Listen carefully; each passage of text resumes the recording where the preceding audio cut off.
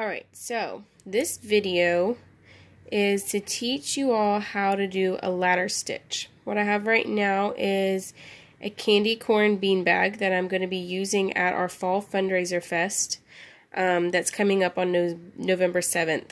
So if you want to know more about that, just comment below or go to Genesis, the Genesis Facebook page, and I can tell you more about that.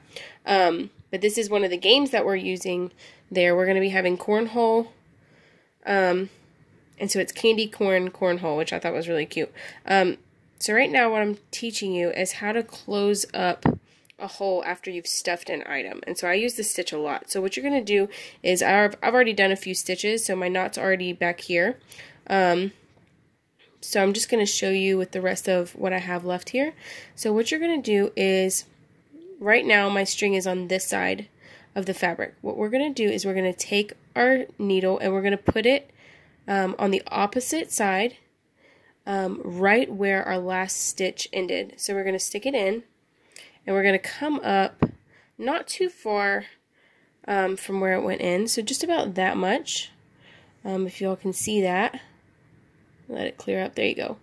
And then we're just going to pull that through and just pull kind of tight.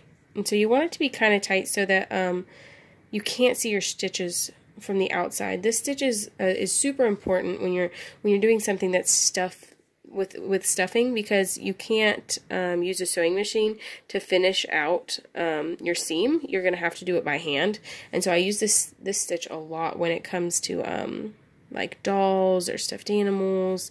You would use it on a pillow or anything that you're going to have to stuff. So I'm just going to show you all one more time what I did.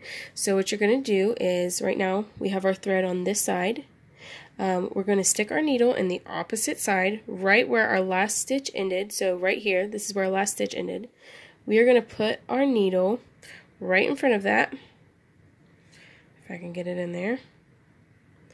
And we are going to come out just a little bit away from it.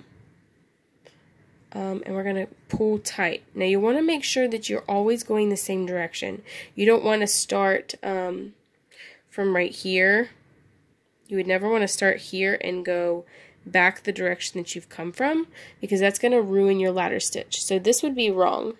You need to take this out and you would want to go from this direction. So you're always going to want to start where your last piece of thread is.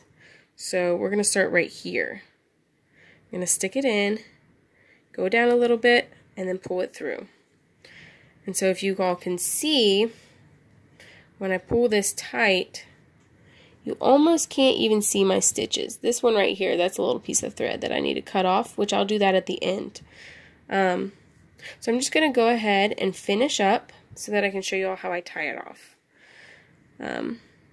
I'm really excited about this. So I put a tutorial on my website, my art website. It's called Ivy Belle Art. And you can, there's a link on my Ivy Belle Art Facebook page. And obviously you're probably going to click on this video on that, but I did a tutorial blog on my website on how to make these candy corn beanbags. So if you all want to check that out, you definitely should. This tutorial about how to do the ladder stitch is important if you're going to do any kind of sewing where you have to finish off a seam where you've stuffed. But I also wanted to make sure that if you are making the candy corn bean bags for a party or anything like that, that you're able to close them off, because I wasn't able to put it on with the tutorial online. So I'm getting close to the end now. I'm just about there. And your seam doesn't have to be this big. I could have stuffed this almost halfway, but because we have a beanbag pouch in the inside, I had to make it big enough to stick the pouch inside. So in general, you won't be doing a seam that's this long. That's just because I had to insert something inside. Alright, so I'm at the end of my seam now. And so what I'm going to do is, this is my final stitch. So I just stuck it through here, and it's coming out here. What I like to do is when I do this, I stick my needle through this hole. I'm going to pull tight like that. So if you all can see, I'm sure it's going to be hard to be able to see this, but there's a little knot right there. So what I'm going to do is I'm going to put my needle right under that knot again.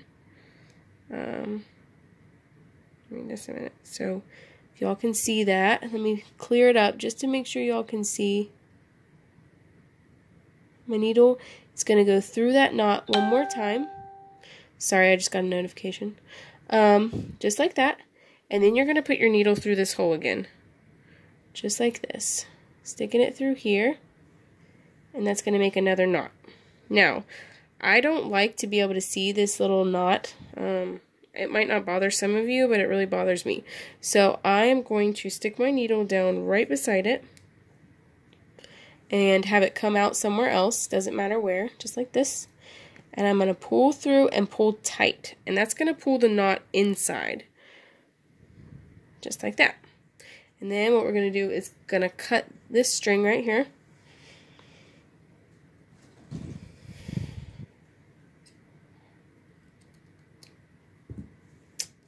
Alright, and then you're just going to give it a little tug, and the string is going to go back inside. And so if you all can see, this is a ladder stitch. So it looks a lot more neat and more professional than if you were to just go over and over and over and over again. And so when you look at the seams, it looks almost unrecognizable. You can tell somewhat.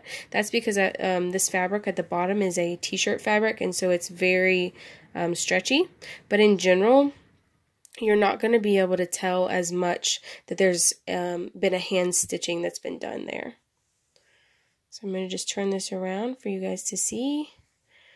Alright, and there you go. And that's how you do a ladder stitch. Alright. Alright, thank you all for watching. Hopefully you all do some more, do some crafting and do some tutorials. And go ahead and go on my website online and watch how to make these. These are super fun. They'd be really cute for a kid's Halloween party. Alright, y'all have a great day. Bye.